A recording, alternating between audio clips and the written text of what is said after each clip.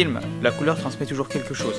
Que ce soit au plus simple, les émotions d'un personnage, elle peut marquer la distinction entre deux camps, les gentils et les méchants, elle peut rendre une scène très froide dans les films d'horreur. J'ai tout de même l'impression que les réalisateurs utilisent de plus en plus cette technique, on le voit rien qu'avec une affiche. Par exemple, celle des Gardiens de la Galaxie, on avait en 2014 une affiche où les couleurs étaient présentes, mais seulement à leur place. Par exemple, la peau verte de Gamora, le jaune pour le feu de l'arme, et voilà. Pour le volume 2, on a une affiche bardée de couleurs, où les couleurs sont presque exagérées, les mèches roses de Gamora qui brillent, les traînées des vaisseaux de toutes les couleurs.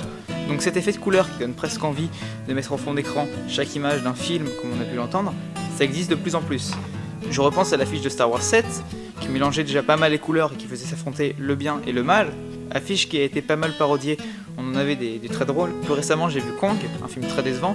La seule chose que j'ai bien aimé dans ce film, c'est le visuel. On a ce moment où les soldats sont face à Kong, c'est d'ailleurs là que tout s'inverse. On a les soldats qui sont dans le rouge, donc le feu au sol, donc le rouge qui symbolise la mort, le fait qu'ils veulent le tuer, même si je ne spoile pas, et Kong qui a la tête dans le ciel est très bleu même s'il fait nuit, qui symbolise donc le fait que Kong est finalement gentil.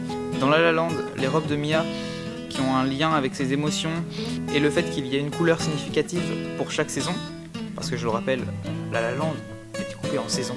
Après, il y a des films où la couleur est juste là pour faire belle, même si on arrive toujours à trouver une signification. On avait des jeux de lumière sympas, dans Godzilla 2014, de Gareth Edwards, qui a réalisé Rogue One. Il y avait donc beaucoup de rouge dans Godzilla, ce côté mort, comme je le disais tout à l'heure. Dans Pixel, il y avait des couleurs partout, mais les couleurs, encore une fois, étaient à leur place. Même si Pixel ne veut pas spécialement plu, je me suis quand même pété des barres. Hein. Dans Les Trolls, tiens, un dessin animé. Là, ça n'avait pas de sens. Mais absolument pas. Alors, bref, c'était une petite analyse. Je trouve toujours intéressant ce concept d'utiliser le couleur pour transmettre. C'est un pari pour un réalisateur de faire ça, c'est très risqué. Continuez à regarder des films, abonnez-vous. Bonsoir.